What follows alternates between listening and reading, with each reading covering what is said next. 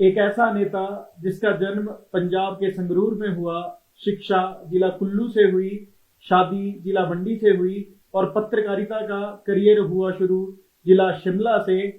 और एक कांग्रेस के करीबी नेता से जब मित्रता हुई तो कहीं ना कहीं वो करीबियां दिल्ली में काम आई और दिल्ली से 2003 में टिकट लेकर लौटा। नमस्कार, टिंज भारत का खास कार्यक्रम मेरा नेता देख रहे हैं आप, और मैं हूं आपके साथ शिवेन कुमार। चर्चा में आज मेरे साथ मौजूद हैं नेता प्रतिपक्ष मुकेश अग्निहोत्री। बहुत बहुत स्वागत है आपका। धन्यवाद। आप प्रदेश के पहले ऐसे उद्योग मंत्री हैं जो उद्योग मंत्री बनने के बाद अपना चुनाव जीते, और आप लगातार चौथी बार चुनाव जीतकर इस समय आप नेता प्रतिपक्ष हैं। सत्ता में वापसी को लेकर कितना आश्वस्त हैं? देखिए, इसी साल कांग्रेस को सत्ता हासिल करनी है। आज अगर भाजपा का है तो कल कांग्रेस का है। ये निश्चित है। हिमाचल प्रदेश में इस साल के अंत में जयराम सरकार को जाना है और कांग्रेस की सरकार को आना है। और अब सरकार जितनी भी कोशिश कर ले, कोई भी दवाई काम नहीं आ सकती। ये सरकार वेंटिलेटर पे है। ये इस सरकार को कोई हकीम, कोई डॉक्टर बचा नहीं सकता। ये जहाज डूब रहा है, इससे लोग छलांगे लगाने वाले हैं। और डबल इंजन जो ये सरकार है, ये इंजन जो है पूरी तरह हाँफ चुका है और इस इंजन की कोई रिपेयर नहीं है। इस इंजन का बदल के भी काम नहीं चलेगा। नई गाड़ी आनी है, गाड़ी तैयार है और वो इस साल के अक्टूबर नवंबर में यहाँ आ जाएगी। यहाँ साम्राज्य बदलेगा, शासन बदलेगा, शासक बदलेंगे, हुकूमत बदलेगी और अब उसका जो समय जो है नजदीक आता जाएगा। आप डबल इंजन का अपने लगभग हर उद्बोधन में जिक्र करते हैं। बड़ा सवाल यह है कि जब कांग्रेस का इंजन आएगा तो उसका चालक कौन होगा? स्वयं मुकेश अग्निहोत्री, प्रतिभा सिंह, कौल सिंह ठाकुर या फिर कोई और? आप क्या कहेंगे? नहीं, देखिए, मैं कांग्रेस विधायक दल का नेता हूँ। मुझे मेरे नेता राहुल गांधी जी ने एक जिम्मेवारी दी है प्रदेश में कांग्रेस को स्थापित करने की, प्रदेश में भाजपा सरकार को बाहर करने की और जनता का राज स्थापित करने की।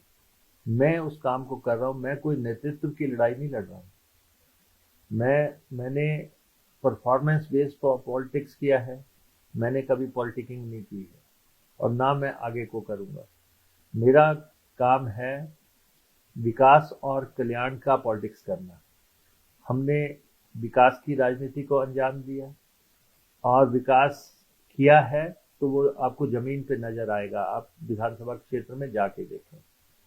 कल्याण किया है, गरीब की सेवा की है, उसी एजेंडे को हम आगे परस्यू करते हैं। तो इसलिए नेतृत्व पे जितना लोग जोर लगा रहे हैं कि नेता कौन होगा, सवाल ये नहीं है। सवाल ये है कि सरकार किसकी होगी।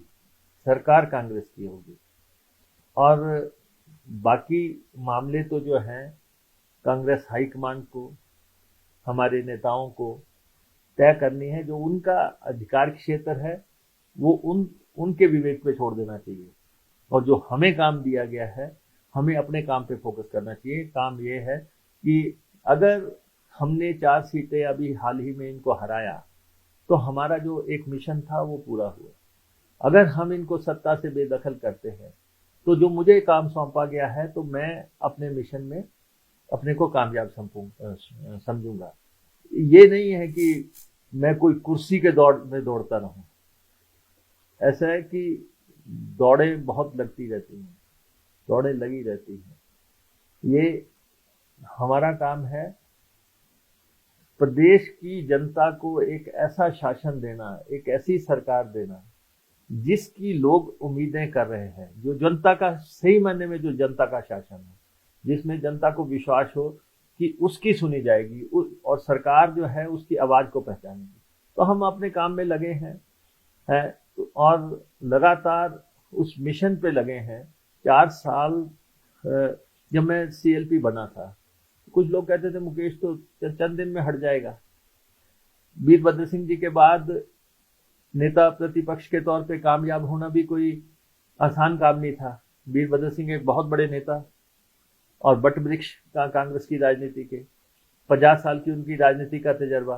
जो आदमी जो है 6 दफा मुख्यमंत्री रहा हो, जो आदमी 4 दफा पार्टी का अध्यक्ष रहा हो, 2 दफा केंद्रीय मंत्री रहा हो, 50 के 50 साल किसी न किसी हाउस का मेंबर रहा हो, जो जनता की आवाज था, उसके बाद अगर मुझे बनाया गया, मुझे जिम्मा दिया गया, तो मुझे अपनी जिम्मेवारी का एहसास है कि मुझे क्या जिम्मेवारी दी गई है।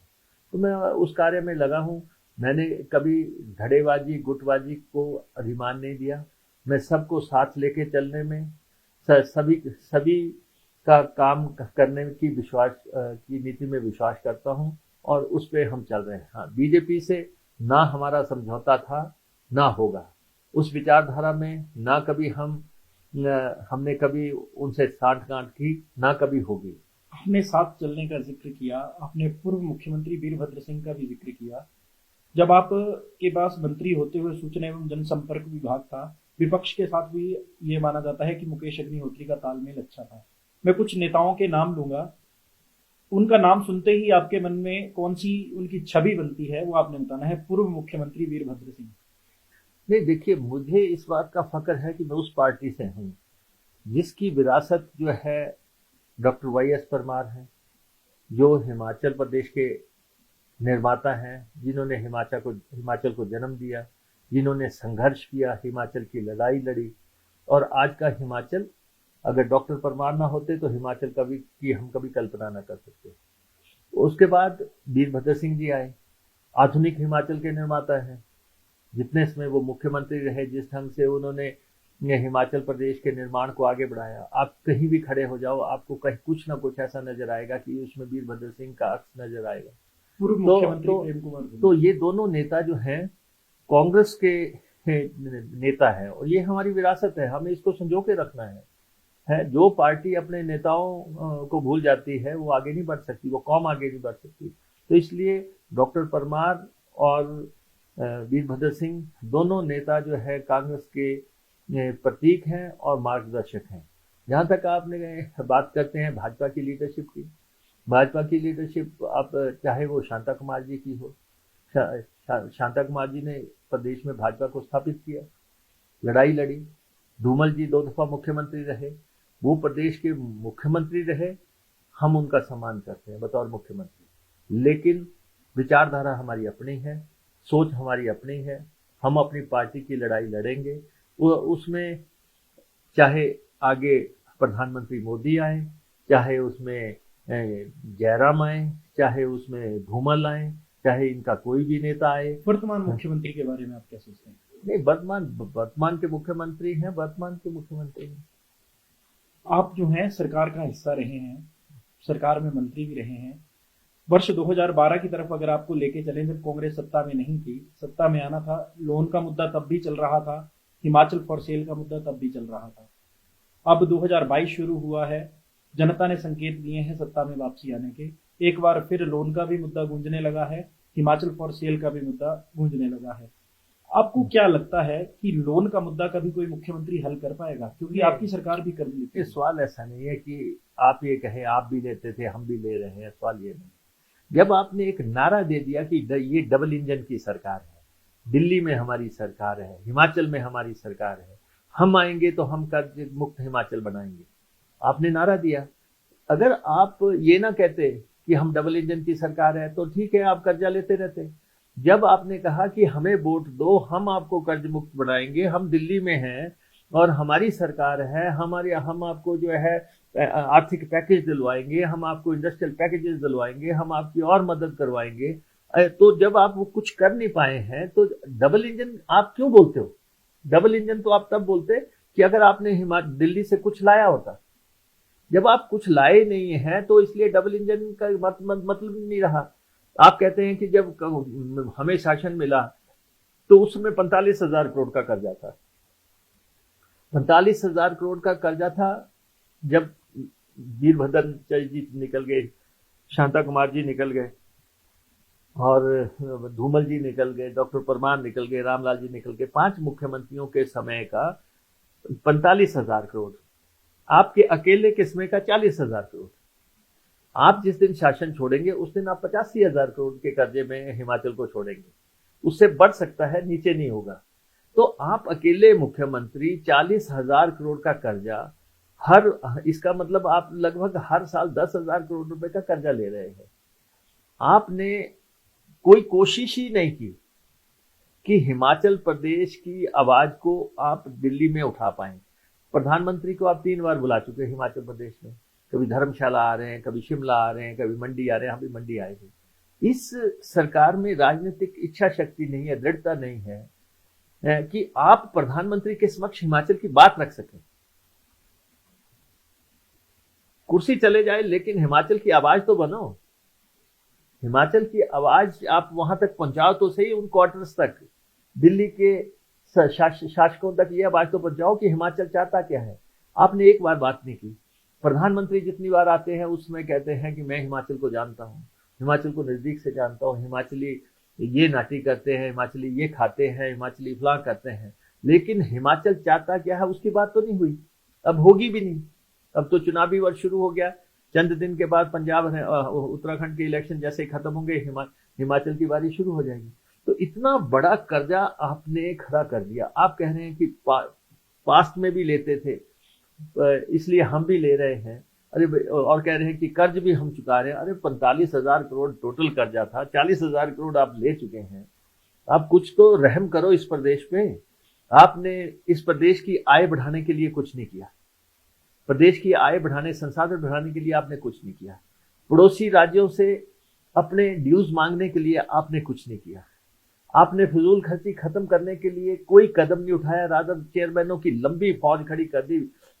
आप चवन्नी इनकम, आमदनी 54, खर्चा रुपया, पाओ तो आप ऐसे फैला के घूम रहे हो जैसे आप किसी जो है नवाब हो, जैसे उस तरीके से आप खर्चे कर रहे हैं। रोजाना इवेंट मैनेजमेंट हो रही है। रोज अभी प्रधानमंत्री जी आए थे, 100 करोड़ रुपए की रैली कर दी, कितने का टेंट लगा दिया, कितने की आपने प्रदर्शनी लगा दी, आपने HRTC की बसें 2000 बसें लगा दी, वहां जनता भी ढो के ले गए और उसके बाद खाना भी सरकारी कर दिया। पहले इन्वेस्टर मीट की 18 करोड़ का टेंट लगा दिया धर्मशाला में, फिर आप जो है सारी जनता भी ढो के ले गए। रोज ना कोई इवेंट करके आप जो है सरकार का खर्चा कर रहे थे। आपके खर्चों से कहीं लगता है कि आप कर्जा ले रहे हैं? घर में भी अगर आपके ऊपर कर्जा हो तो आप 4 बातें सोचोगे। ये जो शासन है यहाँ भी ये बातें सोची। अगर कांग्रेस सत्ता में आती है तो कांग्रेस का कर्जे को कम करने को लेकर क्या अभिगम है? नहीं, कांग्रेस तो मैं देखो हाइपोथेटिकल बातों में विश्वास नहीं करता, किंतु परंतु में हमारा विश्वास नहीं है। कांग्रेस सत्ता में आएगी और कांग्रेस का एक मैनिफेस्टो होगा, कांग्रेस उस मैनिफेस्टो पे काम करेगी। लेकिन ऐसा नहीं है जैसे अभी आपने प्रश्न किया Himachal for sale. Himachal for sale जो है, आप जब पहले भाजपा शासन में आई, आपने जमीनें बेची, बड़ी बड़ी यूनिवर्सिटियां यहाँ खड़ी कर दी, सारे लोगों ने आके बड़े बड़े जो है यहाँ पे महल बना लिए। आज वहां पे जो है फर्जी डिग्रियां बिक रही हैं। आज डिग्रियों का घोटाला हो गया, कितने बड़े पैमाने पे जो है डिग्रियां बेची गई हैं। सारे हिमाचल में, सारे देश में हिमाचल बदनाम हुआ है। चलो वो भी एक बात छोड़ दी, हमने उसमें भी कहा था हिमाचल को बचाओ, और आज भी मैं कहता हूं हिमाचल को बचाओ, क्योंकि जो स्थिति आज बन रही है, ये सरकार बनी जयराम जी की सरकार, इन्होंने जो है पहले हिमाचल के होटल बेचने का बहुत लंबा चौड़ा जो है अपना रोड मैप तैयार कर लिया, और वो डॉक्यूमेंट हमारे पास आया। मुख्यमंत्री कहते हैं हमने बेची नहीं है, लीज पे दी है। अरे मुख्यमंत्री जी को कहना कि कोई अपना घर लीज पे दे के देखो, 99 ईयर लीज की। ऐसे ही जो है किसी को जो है झूठा साबित करने की कोशिश नहीं होनी चाहिए। आपने हिमाचल प्रदेश के सारे होटल जो है बेचने का प्लान बना लिया। हम बीच में आए, हमने विधानसभा में आवाज उठाई कि आप हम हिमाचल की संपत्तियां बेचने नहीं देंगे, और फिर आपने इंक्वायरी ऑर्डर का, अब मुख्यमंत्री ने कहा मुझे तो पता ही नहीं। अरे भैया, आप जो हैं टूरिज्म मिनिस्टर हैं, आप चीफ मिनिस्टर हैं, आपको यही नहीं पता कि आपके डिपार्टमेंट में होटल बिक रहे हैं? आपने इंक्वायरी ऑर्डर कर दी, आपने टूरिज्म सेक्रेटरी हटा दिया, और उसके बाद जो है आज दिन तक उस इंक्वायरी की कोई रिपोर्ट नहीं आई। अभी एडीबी की 200 करोड़ रुपए की संपत्तियां तैयार हुई जगह जगह। ये क्यारी बंगला अभी कर्जा लेकर तैयार किया गया। अभी मनाली में एक प्रॉपर्टी बनी 50 करोड़ रुपए की। ऐसे ही मंडी में 2 प्रॉपर्टियां, एक चीफ मिनिस्टर साहब के अपने हल्के में बनी, एक और बनी। आपने उन संपत्तियों को बनने से पहले ही बेच दिया, बनने से पहले, और औने पौने दाम पे जो है लीज पे दे दिया आपने। अगर आपको 200 करोड़ रुपए का कर्जा लेके ये जो है रईसजादों को ही बेचनी थी तो आपने बनानी क्यों थी? तो और एक संपत्ति तो मनाली की संपत्ति ऐसी है जो आप 50 करोड़ की आपने बनाई है, 100 बीघा जमीन है उसके साथ, 100 बीघा मनाली में जमीन और 50 दुकानें बनी हुई हैं उसमें, पूरा इंफ्रास्ट्रक्चर बना हुआ है। आप उसको जो है मामूली दाम पे जो है अपने चहेतों को दे रहे हैं। आप कस्टोडियन हैं हिमाचल प्रदेश के, आपको हिमाचल प्रदेश की रक्षा करनी है और आप जो है इस ढंग से बेच रहे हैं। मैं तो संपत्तियों जो ले रहे हैं उनको भी मैं कह देना चाहता हूं कि ये संपत्तियां मत लेना, सरकार बदलेगी, हम कैंसिल कर देंगे। जब 12 से 17 तक आप मंत्री थे तब कार्रवाई क्यों नहीं हुई कुछ? ये तो अभी की बात है। नहीं, वर्ष 2012 में भी नहीं देखिए, इस तरह की बात नहीं देखिए, मैं तो जहां जिस विभाग का मैं मंत्री हूँ, मैं तो बड़ा कनिष्ठ मंत्री था। मैं पहली दफा मंत्री वहां पे बना था। मुझे अपने विभाग में जो करना था या मुझे अपनी कॉन्स्टिट्यूंसी में जो करना था, मैं आपको बताऊं, लोग 50 साल का पॉलिटिक्स करते हैं तब 20 साल एमएलए रहते हैं। अगर हम 2003 से जब से हम आए हैं, अगर हम लगातार एमएलए चल रहे हैं तो कुछ तो बात हमारे में भी होगी, कुछ तो हमने किया होगा। आपने कुछ बात होने की बात जिक्र किया। हम कोई नॉमिनेशन का पॉलिटिक्स नहीं कर रहे हैं, हम इलेक्टोरल पॉलिटिक्स कर रहे हैं। हम जनता के दरबार में जा रहे हैं। और अगर जनता ने हमें, जब मैं पहली दफा आया, लोगों ने कहा जी, मैं जर्नलिस्ट था, मैं पहली दफा आया, लोगों ने कहा कि जी पत्रकार इलेक्टोरल पॉलिटिक्स में कामयाब ही नहीं हो सकता, राज्यसभा में चले जाए अलग बात है, लेकिन यहां तो हारेगा। हम जीत गए। लोगों ने कहा एक बार जीत गया दूसरी दफा हारेगा।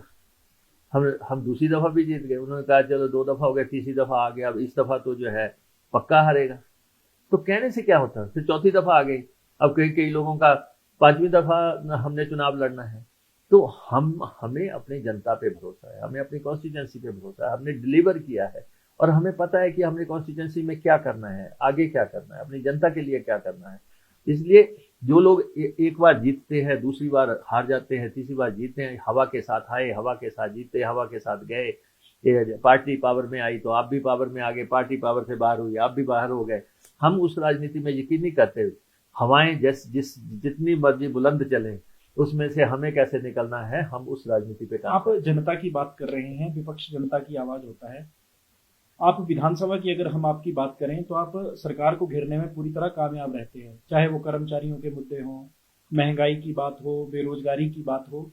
परंतु एक तरफ जब आप कर्मचारियों में समन्वय बिठाते हैं, वहीं दूसरी तरफ आपके कुछ नेता बयान ये दे देते हैं कि जब हमारी सरकार आएगी हम पटक पटक के आपको फेंकेंगे। क्या अपने नेताओं के साथ समन्वय नहीं बैठ पा रहा? देखो ऐसा है, आइसोलेशन में बयान आते रहते हैं। पार्टी एक नीति पे चलती है। हमें ये देखना है कि भारतीय जनता पार्टी ने क्या घोषणाएं की थी। इन्होंने कहा था 65,000 करोड़ रुपए के नेशनल हाईवे बनाएंगे। गडकरी जी को लाए, पिछले इलेक्शन से पहले अनाउंस करा दिया 69 नेशनल हाईवे बनेंगे 65,000 करोड़ की लागत से। और तब कहते थे कि वीरभद्र सिंह जी ने डीपीआर नहीं बनवाई, इसलिए नहीं बने, और काफी कोसा गया हमें। और आज 4 साल पूरे हो गए हैं, आज एक भी नेशनल हाईवे सैंक्शन नहीं हुआ है। कोई जवाबदेही है सरकार की कि आपने अगर कहा था नेशनल हाईवे बनाएंगे, आपने तो पगडंडियों को भी नेशनल हाईवे घोषित कर दिया था, तो आज क्यों नहीं बन रहे हैं वो? उसके बाद कहा था हम हवाई पट्टियां बनाएंगे। हमने पहले भी कहा था कि भाई आप जो प्रेजेंट हवाई पट्टियां हैं उनको स्ट्रेंथन करो। उनमें से अगर एक पट्टी भी हिमाचल प्रदेश में स्ट्रेंथन हो जाती तो शायद इंटरनेशनल नेशनल लेवल की बातें तरीके से हो जाती। आपने कहा मैंने मंडी में हवाई पट्टी बनाई, हमने कहा मंडी में बना लो। और आप 4 साल के बाद भी मंडी की हवाई पट्टी की पहली ईंट नहीं रख सके, आप उसकी सैंक्शन अभी तक नहीं पूरी हासिल कर सके। एक सरकार को जो कुछ करना है 5 साल की मियाद में करना है। अगर आप कहें कि जी मेरे को बार बार कहते हैं कि एक बार नहीं बार बार नहीं, ये जनता का साम्राज्य है, लोकतंत्र है। आपने हवाई पट्टी कोई नहीं बनाई, अपनी हवाई पट्टी आपकी मंडी से नहीं बनी, और उसके बाद रेल लाइन आपसे 1 इंच नहीं सरकी आगे, आपसे कोई 4 लेन आपसे नहीं बनी, और आपने कहा था किसानों को 4 गुना मुआवजा दिया जाएगा, किसान को कोई मुआवजे की कोई बात नहीं हो रही है। तो जो आपने घोषणाएं की थी, जो आपने वायदे किए थे, उस पे अमल कौन करेगा? ये तो अंतिम साल आ गया, आप नई नई बातें गिनाते हैं। अब आप देखें, आज सीमेंट जो है 10, 12, 13 रुपया महंगा हो गया। बिजली राज्य है, बिजली महंगी, सीमेंट राज्य है तो सीमेंट महंगा। 200, हमने जब सरकार छोड़ी थी उसमें सीमेंट की बोरी 270 रुपए की थी। आज सीमेंट मैंने अखबार में पढ़ रहा था 450, 460 रुपए हो गया। कैसे हो गया? कंपनियों पे आप नकेल नहीं कस रहे हैं, कुछ तो दाल में काला है। अगर सीमेंट के रेट ऐसे बढ़ रहे हैं, अगर बिजली हिमाचल में पैदा हो रही है, आप जो है दिल्ली को बिजली देने की बातें कर रहे हैं, आप दूसरों को बिजली देने की बातें कर रहे हैं, आपके पावर प्रोजेक्ट जितने थे सारे फेल हो गए। जो हिमाचलियों को दिए थे वो तो पूरी तरह बैठ गए। आप ऊर्जा नीति लाने की बातें कर रहे हैं। तो जो चीजें हिमाचल की हैं कम से कम वो तो हिमाचल में सस्ती दे देते। राशन की स्कीम जो थी हिमाचल प्रदेश की, उसका किस ढंग से बचा बैठा है, कितनी आबादी को उससे बाहर निकाल दिया गया। और आज जो है गैस का सिलेंडर 1000-1200 रुपए में बिक रहा है। जो औरत दरवाजे पे गैस का सिलेंडर लेने जाएगी और 500-500 के 2 नोट देगी और साथ में 200 रुपए देगी, तो क्या आपको वोट डालेगी?